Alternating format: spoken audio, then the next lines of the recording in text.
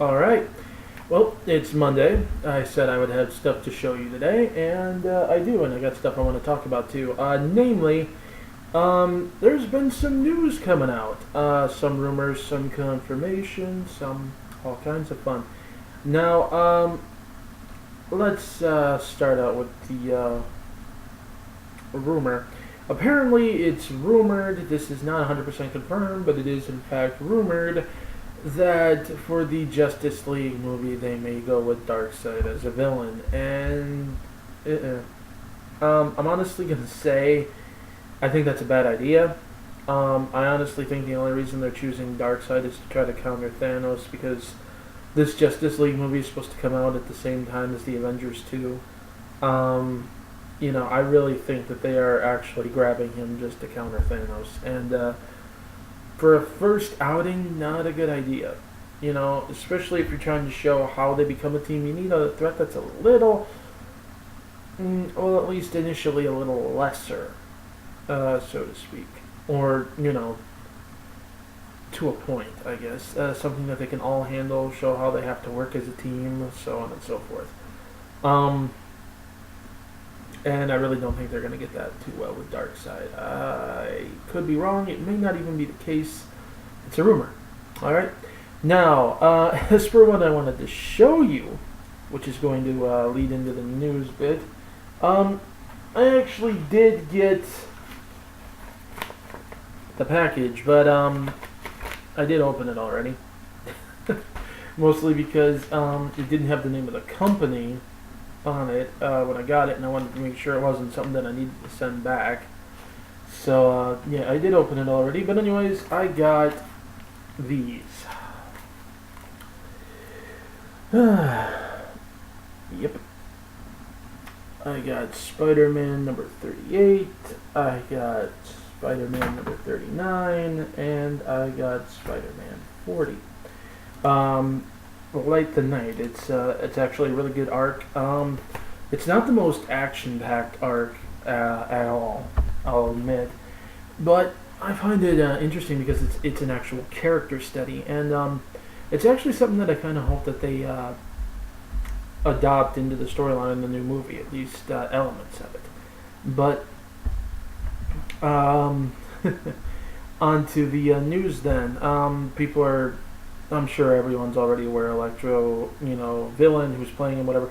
We finally have news regarding Harry Osborn. He has been officially cast now, and it's Dane DeHaan from Chronicle.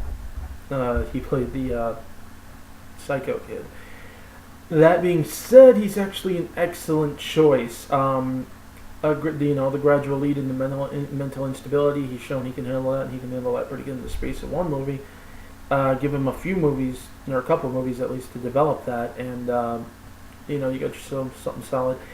I just really, this is going to sound so weird when I say it though, I just really, really, really, really hope, and I do mean hope, sorry, I really hope that he does drugs in the movie. Because it's actually a very important part of Harry's character in terms of it's why he starts taking it and then what it leads into. It's actually the main reason why Harry went nutso enough to actually believe his dad was the good guy, so to speak, and Peter, aka Spider-Man, had actually been plotting to murder his father the entire time they had been friends. He only became friends with him to get close enough to eventually murder his father, who was a great man and a good man, a better man than Peter could ever hope to be, so on and so forth. And honestly, it's something that they never get into in the old trilogy. I mean, Harry, they got him this good-looking, popular kid who everybody likes him and whatnot, and then when his dad dies, he's sad, and yeah, he hates Spider-Man and blames him, and that's another thing. The way he found out, that Spider-Man, oh my god. Regardless, and when he, afterwards, he's still fairly well adjusted. He does hate Spider-Man, though he usually only rants about it per se when he's drunk. and whatever. But he's a pretty well-adjusted person. He's running his dad's company. He sort of has lapses and obsession only after, though, the experiment that he pretty much hung the company on falls through. There are many, many things wrong with that. And then afterwards, when he finds out that, oh, hey, look, Spider-Man's my best friend, and it turns out my dad was the psycho murderer, he just kind of accepts it anyway and becomes the Goblin with absolutely no motivation whatsoever. With Harry, in the comics, it didn't work that way. Harry, he wasn't exactly an attractive or athletic kid. He wasn't, he did make friends with Peter, and Peter did appreciate the help and actually became genuine friends with him. But most of his friends were fair weather friends that hung around primarily for the money. He also didn't meet him until college, so that's another thing.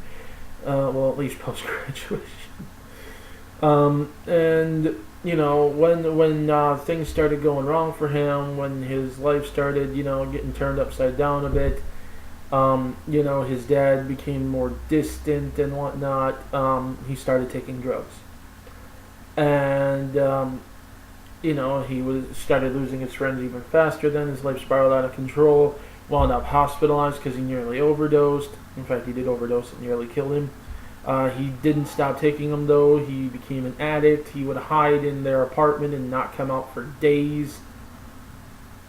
He became a mess. His brain pretty much fried.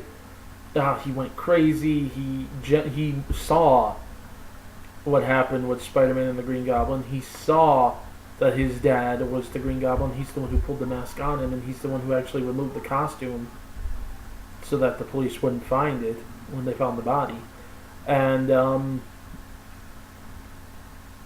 it'd be interesting to see if they could actually get the character right this time.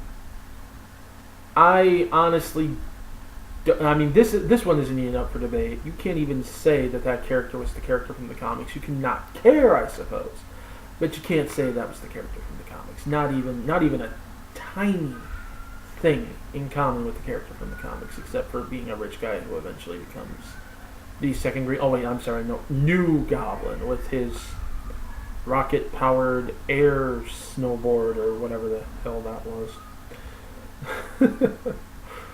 Seriously, it's like motocross armor, goggles, and a rocket-powered snowboard skateboard thing that floated. But at any rate, it'd be interesting to actually see them take Harry Osborn, all the way. Take him all the way to the end, not cop out, not, shift off or whatever. There is a high possibility of that happening now, but with them not killing off villains right off the bat. That is indeed, something that I very much love to be able to see. As for whether or not we will, or whether or not it'll even still be the same actor by that time, time will tell. Sony has said that yes, they're shooting for a trilogy right now, but they also said if it's successful, they are going to continue. I mean, you got to remember, Spider-Man 4 was originally going to happen, and that trilogy was actually the plan originally too. The first Spider-Man set was originally supposed to be a trilogy, and then they were going to continue, but that fell through, and so on and so forth. So if this one's successful as well, which it has been so far, commercially speaking, then they will continue it. And I would love to see what the future holds. I'm pretty sure I know where Part 3 is leading up to, and even though I know it's still, I'm going to cry. But anyway, that's a topic for another day. So frankly, the Justice League movie, I might talk about that at some point too. That's pretty much it, I guess, for now. But yeah, finally got peace. Oh my god, I can't believe it. I love it. I love this arc. I do. It's a very interesting character study for Spider-Man, for Electro, even for a generic villain that really has no identity. It's actually a really interesting character study. And I really do think it's a great piece of writing, and well, here's hoping they at least use some parts from it in the movie. um, okay, yep, that's it for now.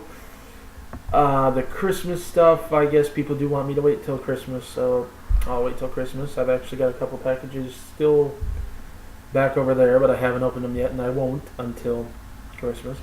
And that's it for now. I will see you guys later.